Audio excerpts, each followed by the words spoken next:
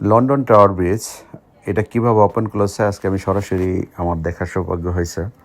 তো যখন কোনো বড় জাহাজ যায় এটা ওপেন করা হয়, আবার যখন চলে যায় তখন ক্লোজ করে দেওয়া হয়। তাই আসলে আমি এই দেশে আসার পরে এভাবে আমি দেখতে পাইনি সরাসরি, কিন্তু শুনেছিলাম যে এটা ওপেন ক্লোজ হয়। সত্যি আমি যেহেতু আমার কাজের জায়গা লন্ডন টাওয়ার ব্রিজের সাথেই, তো আমি প্রতিদিন এই ব্রিজে যাতায়াত আমার হয়, আমি যাতায়াত করি এই ব্রিজ দিয়ে।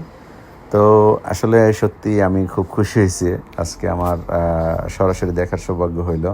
একটা বড় জাহাজ যাচ্ছিল এবং তার জন্য এটা ওপেন করা হয়েছে।